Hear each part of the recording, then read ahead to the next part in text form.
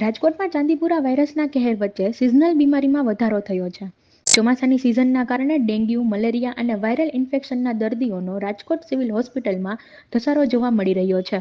રોગચાળો વધતા દર્દીઓની મોટી કતારો જોવા મળી હતી. જોકે હાલ પરિસ્થિતિ સંપૂર્ણપણે કાબૂમાં હોવાનું તેમજ બધી દવાઓ અને ઇન્જેક્શનના પૂરતા સ્ટોક સાથે પર્યાપ્ત સ્ટાફ હોવાથી ખાસ કોઈ મુશ્કેલી નહીં હોવાનું મીડિયા કોર્ડિનેટર ડોક્ટર હેતલ કાયડિયાએ જણાવ્યું હતું. પ્રાપ્ત થતી વિગત અનુસાર હાલ ચોમાસાની સિઝન ચાલી રહી છે, જેમાં સામાન્ય રીતે શરદી, ઉધરસ અને તાવ ઉપરાંત ડેન્ગ્યુ, મલેરિયા જેવા વાયરલ ઇન્ફેક્શનમાં વધારો થતો હોય છે. તેવામાં છેલ્લા કેટલાક દિવસોથી ચાંદીપુરા વાયરસે પણ માથું ઉચક્યું છે અને આ વાયરસના કેટલાક દર્દીઓ પણ સામે આવ્યા છે, જેને પગલે સૌરાષ્ટ્રની સૌથી મોટી ગણાતી રાજકોટ સિવિલ હોસ્પિટલમાં દર્દીઓની લાંબી લાઈનો જોવા મળી હતી. તેમજ કેસબારી તથા દવાબારી ખાતે દર્દીઓ તેમજ તેના પરિવારજનો ખૂબ જ મોટી સંખ્યામાં ઉમટ્યા હતા. સિવિલ હોસ્પિટલના મીડિયા કોર્ડિનેટર ડોક્ટર હેતલ કાયડિયાએ જણાવ્યું હતું કે હાલ છેલ્લા મે-જૂન મહિનામાં ધારણા મુજબ સિઝનલ રોગચાળો જોવા મળ્યો નથી. મે મહિનામાં ડેન્ગ્યુ, મલેરિયા, કોલેરા તેમજ શરદી, ઉધરસ, તાવ અને વાયરલ ઇન્ફેક્શનના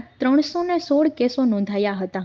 જ્યારે જૂન મહિનામાં 248 કેસો સામે આવ્યા હતા. જોકે સિવિલ હોસ્પિટલમાં રોજ 1500 જેટલા દર્દીઓની ઓપીડી ચાલે છે, પરંતુ તેને પહોંચી વળવા માટે પૂરતો સ્ટાફ તેમજ દવાઓ અને ઇન્જેક્શનનો પર્યાપ્ત સ્ટોક ઉપલબ્ધ હોવાથી અત્યાર સુધી ખાસ કોઈ મુશ્કેલી પડી નથી. હાલ અત્યારે જે સિઝનલ વાઇઝ ગણીએ આપણે કે છેલ્લા 2 મહિનામાં મે મહિનો અને જૂન મહિનામાં એટલો જે સિઝનલને લીધે જે રોગચાળો વકરવો જોઈએ કે પેશન્ટનો ફ્લો વધી જવો જોઈએ એવું નથી થયું. હાર્ડલી સિઝનલ મે મહિનામાં 316 જેટલા કેસ સ્પેશિયલ સિઝનને લીધે અને જૂન મહિનામાં 248 કેસ એવી રીતના તાવ, શરદી, ઉધરસ, ઝાડા, ઉલટી, મેલેરિયા, ડેન્ગ્યુ, ટાઇફોઇડ આ પ્રકારના કેસ નોંધાયેલા છે. ચાંદીપુરાના હાલ અત્યારે 5 કેસ સારવારમાં છે અને 5 બાળકો જ છે અને એમાંથી 2 કેસ પોઝિટિવ આવેલા છે અને જે સારવાર હેઠળ છે. આ 2માંથી એક બાળકી છે તે વેન્ટિલેટર ઉપર છે અને એક બાળકી છે જે રૂમ એર ઉપર છે અને એકદમ નોર્મલ છે. બાકીના 3 સસ્પેક્ટેડ કેસ છે, એમના રિપોર્ટ મોકલાવી દીધેલા છે. રિપોર્ટ આવશે. બાકી ક્લિનિકલી સ્ટેબલ 5 આમ જોવા જઈએ તો ક્લિનિકલી સ્ટેબલ છે. અંદાજે આમ તો સિવિલ હોસ્પિટલની ઓપીડી રોજની 1500થી 2000 અંદાજે ગણી શકીએ. એવું તો મારા ધ્યાનમાં નથી આવેલું, પણ જે વસ્તુ સપોઝ કંઈક ડાયાબિટીસ, હાઇપરટેન્શન આ પ્રકારની દવાઓનો મતલબ પેશન્ટ રેગ્યુલરલી અહીંયા લે છે.